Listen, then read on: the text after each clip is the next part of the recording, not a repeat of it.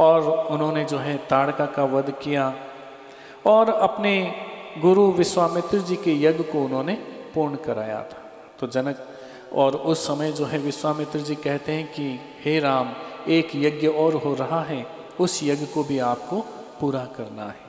और भगवान जो है जनकपुरी के अंदर जाते हैं और वहाँ एक धनुष रखा हुआ है, शिव का धनुष। स्वयंवर रखा गया था कि जो इस धनुष को तोड़ेगा, प्रत्यंता चढ़ाएगा, उसी के साथ में सीता का विवाह हो जाएगा। बड़े बड़े राजा आए, कोई हिला तक नहीं सके थे। तो उस समय जो है भगवान श्री राम अपने गुरु की आज्ञा से धनुष के पास में जाते हैं और उन्होंने जो है उस धनुष को उठाया और धनुष तुरंत टूट जाता है। और जैसे ही धनुष टूटा, सारे लोग जो है खुशियां मनाने लगे। सीता का विवाह जो है वो राम जी के साथ में हुआ है। ये सब कथा हमने कई बार सुनी है। भगवान के विवाह का वर्णन तुलसीदास जी ने जो है बहुत किया है। ये छोटी सी कथा और सुन लो। आपको बात हमें जो है, आपको पहले भी सुबह भी बताया है कि हम जो है जो मुख्य मुख्य बात है उसको हम ग्रहण करना है। जब फेरे होते हैं तो कहीं पर 7 फेरे होते हैं, कहीं पर 4 फेरे होते हैं और 7 वचनों की बात हमारे जीवन में आती है। किसी किसी से हम पूछते हैं कि भाई आपको कई 7 वचन याद है, तो वो कहा करते हैं कि महाराज क्यों याद दिलाते हो, क्यों पंडित जी याद दिलाते हो, दुर्घटना को कोई बार बार कौन याद रखना चाहता है। आज हम लोग जो है विवाह को जो है एक दुर्घटना समझने लग गए हैं। जो हो गया सो हो गया, महाराज क्या याद दिलाते हो। जब बार बार याद दिलाते हैं तो कहते हैं महाराज बहुत महंगे पड़े हैं ये 7 वचन। ये विवाह जो 4 फेरे हमने लिए थे, 4 लोगों तक घूम करके हम लोग आ गए हैं। कोई याद रखना नहीं चाहता है, क्योंकि आदमी जब दूल्हा और दुल्हन जो बनता है उस वक्त वो वैसे ही बावरा होता है, उसको कुछ भी याद नहीं रहता है।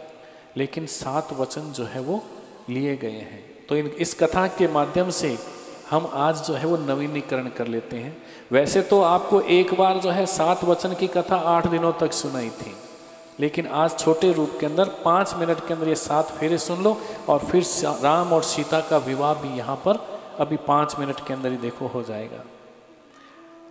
पहला वचन है अन्न का वचन। दुल्हन जो है वो पति से क्या मांग रही है? अन्न का वचन मांग रही है। दूसरा वचन है बल का वचन।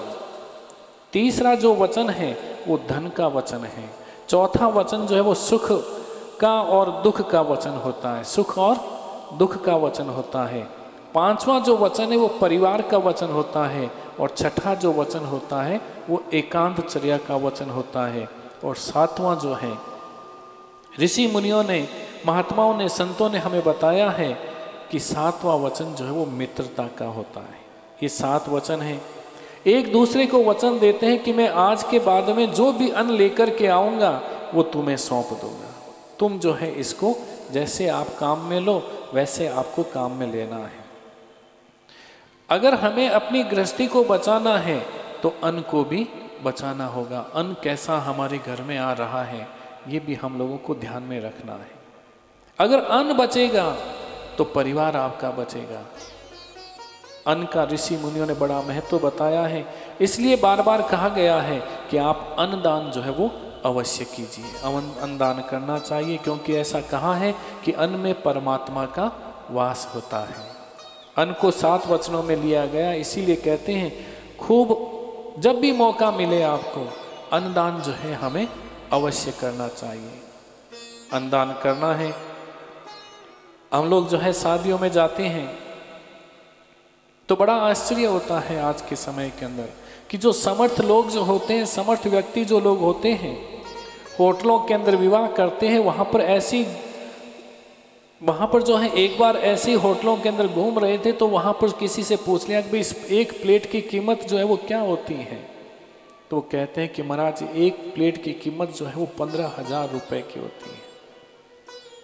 एक एक प्लेट की कीमत 15,000 रुपए हुआ करती है। और हजारों हजारों लोग खा करके वहाँ से चले जाते हैं और जूठा छोड़ करके चले जाते हैं। जिस देश के अंदर 15-15 हजार रुपए की प्लेट होती हो और कोई वहाँ पर कोई अगर हमारे घर में आ जाए, कुछ मांगने के लिए आ जाए, तो हमसे जो है अन्न के लिए 1 रुपए भी जो है हमसे निकलता नहीं है। इन कथाओं के माध्यम से हम लोगों को यही सीखना है कि अगर हमें अन्न को शुद्ध करना है तो अन्न का खूब जो है दान करना चाहिए। जहाँ आप चाहें वहाँ दीजिए, जरूरी नहीं है कि किसी एक स्थान के ऊपर दो। जहाँ आपका मन हो, जहाँ आपकी श्रद्धा हो, जहाँ आपका विश्वास हो, वहाँ पर जो है अन्न का दान जो है वो अवश्य करना चाहिए। आप लोग तो देखते हो कि होटल में जाते हैं तो 250-250 रुपए की एक चाय मिलती है। हम जो है 100-100 रुपए के तो पान मिलने लग गए हैं। हमारे पास में पैसों की कोई कमी नहीं है, एक इच्छा शक्ति की कमी है। वो इच्छा शक्ति जो है हमारे अंदर जो है वो होनी चाहिए, तभी हमारा अन्न जो है वो शुद्ध होता है। चलो हम जो है विवाह पहले थोड़ा देख लेते हैं। विवाह के अंदर जो है पहले हम माता जी को मनाते हैं। गणेश जी को तो मना लिया, माता जी को भी मनाते हैं कि हे माँ जगदम्बे, क्योंकि माँ सीता ने भगवती को, माँ कात्यायनी का जो है उन्होंने पूजन किया था, प्रार्थना की थी पार्वती से कि महाराज ये धनुष जो है केवल राम ही उठा सके, कोई दूसरा नहीं उठावे।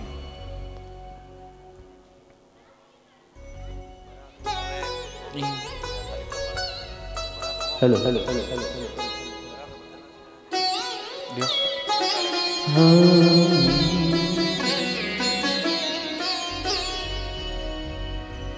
मां बिन कूण कठे सुआयो,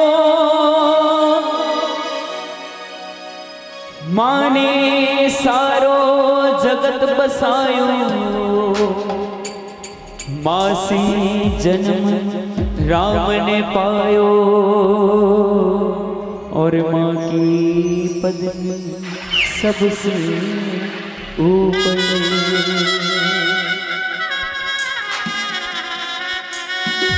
दुर्गा दुर्गति दूर कर,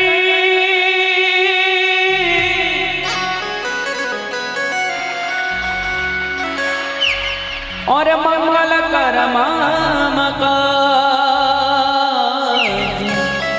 मन मंदिर उज्जवल करो तो कृपा करेंगे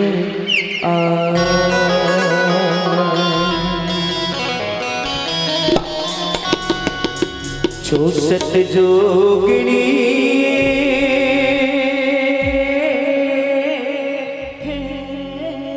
मेरे देवड़ी रम जाए, घूमर घालनी मेरे देवड़ी रम जाए, चौसठ जोगिनी मेरे देवड़ी रम जाए, घूमर घालनी मेरे देवड़ी रम जाए, देवड़ी रम जाए देवी थारे आंगणे रम जाए हो, देवड़ी रम जाए माती सारे आंगणे रम जाए, 64 जोगणी मेरे देवड़ी रम जाए, घूमर घालनी मेरे देवड़ी रम जाए।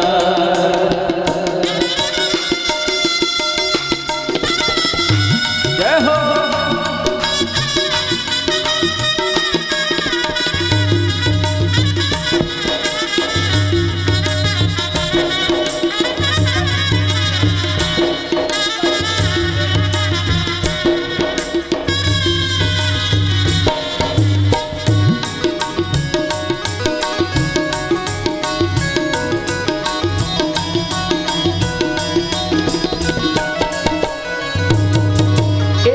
सवारी कर जगदम्बा, ब्रह्मा रूप धरायो ए भवानी, ब्रह्मा रूप धरायो, हंस सवारी कर जगदम्बा, ब्रह्मा रूप धरायो रे भवानी, ब्रह्मा रूप बनायो, रूप बनायो भवानी, ब्रह्मा रूप बनायो, ब्रह्मा रूप बनायो रे भवानी, ब्रह्मा रूप बनायो, हंस सवारी कर जगदम्बा, ब्रह्मा रूप बनायो,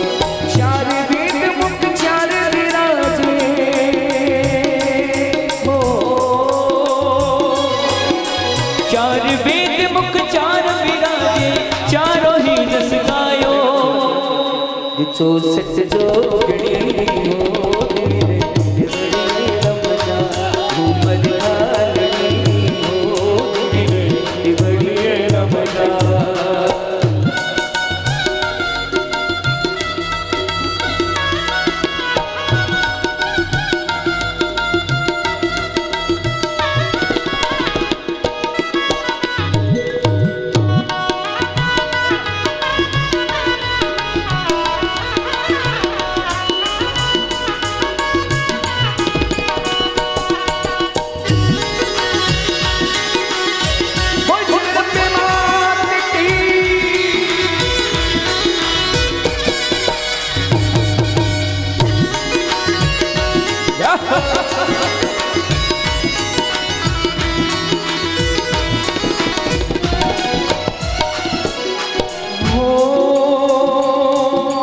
हंस सवारी कर जगदम्बा दुर्गा रूप बनायो।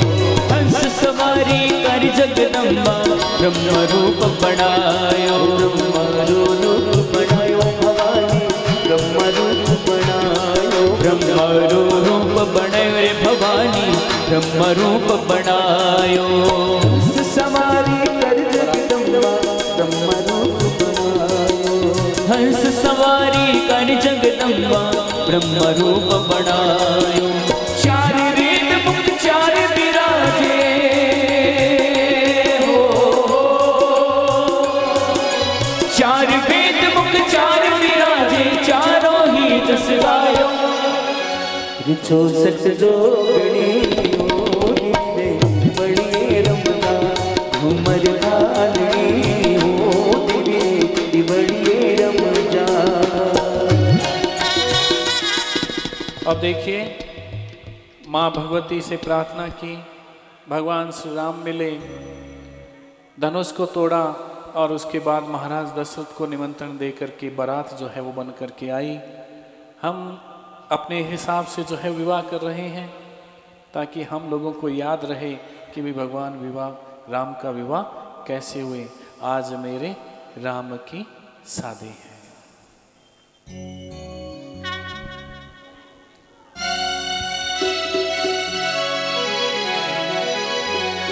अमीर से होती है गरीब से होती है दूर से होती है करीब से होती है जहां भी होती है दोस्ती साथियां तो नसीब से हो। आज मेरे राम की शादी आज मेरे राम की शादी राम की शादी है मेरे राम की शादी है। राम की शादी है मेरे रघुनाथ की शादी है। आज मेरे राम की शादी है आज मेरे राम की शादी है। ऐसा लगता है जैसे संसार की शादी है। आज मेरे राम की शादी आज मेरे राम की शादी है।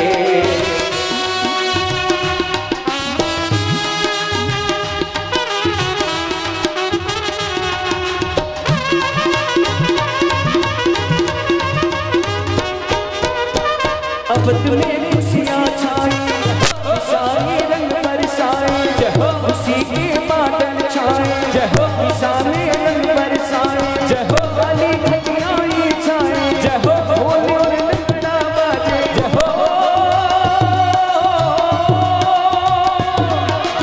ऐसा लगता है जैसे मेरे राम की शादी है। आज मेरे राम की शादी है आज मेरे राम की शादी है। राम की शादी है मेरे रघुवर की शादी है। ओ राम की शादी है मेरे रघुवर की शादी है। आज मेरे राम की शादी है आज मेरे राम की शादी है।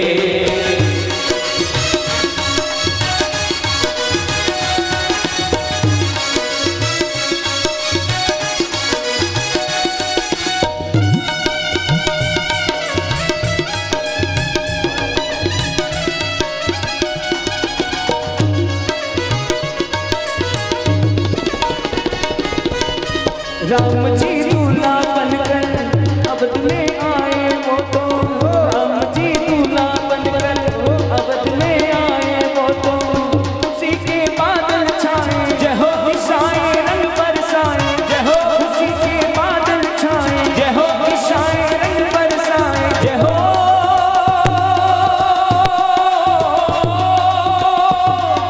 बोले नगारा झांझर बाजे राम की शादी है, आज मेरे राम की शादी है, आज मेरे राम की शादी है, ओ राम की शादी है, मेरे रघुवर की शादी है, ओ राम की शादी है, मेरे रघुवर की शादी है, आज मेरे राम की शादी है।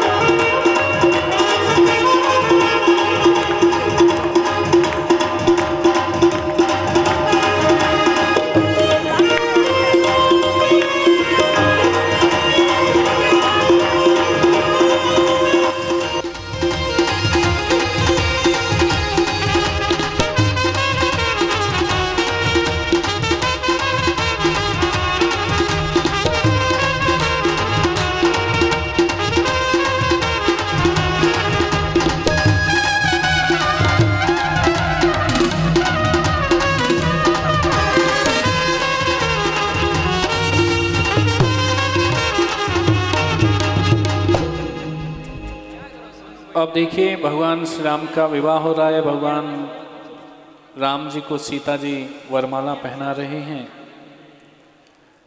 लेकिन राम जी थोड़े लंबे हैं और सीता महारानी थोड़ी ठिंगनी है। मुकुट भी पहना हुआ है तो थोड़ी लंबाई थोड़ी और ज़्यादा हो गई। अब सीता जो है वो वरमाला पहनावे कैसे? तो दासियों ने, सखियों ने राम जी से कहा कि हे प्रभु, हे राम जी, आप थोड़े झुक जाओ। और जैसे ही राम जी को